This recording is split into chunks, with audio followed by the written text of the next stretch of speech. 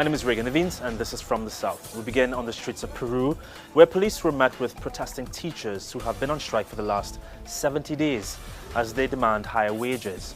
Some streets were temporarily closed, but police in riot gear used tear gas to disperse them.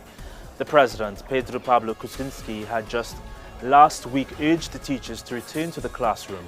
He admitted that they have not had a significant salary increase for more than a decade, but said his government had given them a raise and that there would be another at the end of the year. The president said the minimum wage would rise 30% to $617 per month. Brazil's former president Lula Inácio da Silva says his PT Workers' Party is still a powerful force in politics there. He is still on his bus tour through the country's impoverished northeastern states.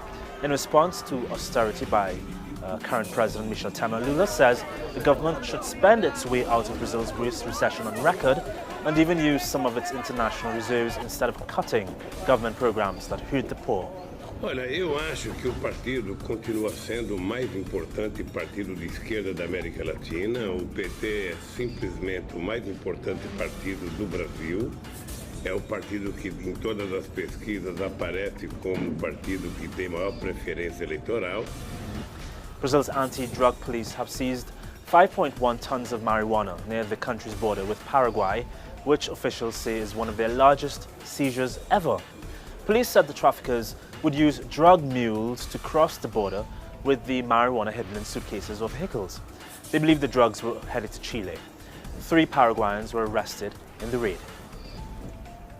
Another journalist has been killed in Mexico. Reporter Candido Rios was shot dead in Veracruz by unknown assailants. Rios worked at the newspaper Diario Acayucan and had previously reported threats against his life. He was also registered on a national program to protect journalists. Veracruz has been fought over by drug gangs for its important trafficking routes and has become notorious for the murder of journalists in the past few years. 8 journalists had been killed in Mexico this year before Rios' death. Pido que se haga justicia, que investiguen bien, que si fue personal o qué.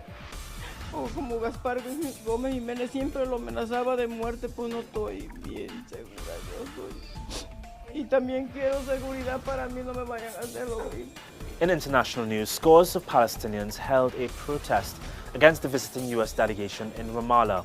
The delegation included Trump's son-in-law and senior advisor Jared Kushner, who met with Palestinian President Mahmoud Abbas with the aim of restoring peace to the Middle East after a recent deterioration in the peace process.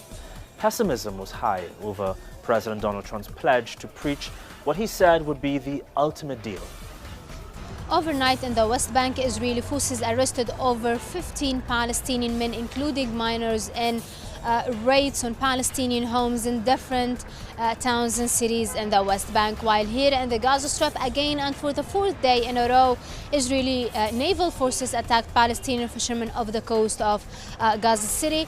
Despite the fact that there is no injuries reported, however, Palestinian Fishermen Committee stated that this action by the Israeli forces, by the Israeli Navy, became as a daily fact for the Palestinian fishermen, addressing the international community to intervene and stop these daily violations against Palestinian fishermen and also farmers who are getting attacked on daily basis in the eastern border between Gaza and Israel. Philippine police have told a Senate inquiry that a 17-year-old high school student killed last week by anti-drug officers had been involved in narcotics. But officers only learned of his involvement the day after they shot him dead. Kian Lloyd de los Santos is one of thousands of Filipinos killed during the country's fierce war on drugs, which has garnered unprecedented public attention. 8 hikers are missing after a massive landslide swept away an entire mountainside in the Swiss Alps close to the Italian border. The mudslide, which struck on Wednesday, sent mud, rocks and dirt flooding down the Pisingalo mountain into the outskirts of the village of Bondo. About 100 people were evacuated, some airlifted out by helicopters. And finally, in sports, scores of people denounced racism and racial inequality in the National Football League outside its headquarters in New York City on Wednesday. The protesters were there to voice their support for quarterback Colin Kaepernick, who denounced racism and injustice in the US by kneeling during a national anthem performance last season. Kaepernick has been left without a contract deal since becoming a free agent in March, and football fans across the country are threatening to boycott the season if he doesn't get picked up. That's it from us today. Be sure to have a look at our website, telesurtv.net/English, for more on these and other stories. And join us on Twitter, Instagram, and on Facebook for updates on the day's top stories. For TeleSUR English, I'm Regan Naveed.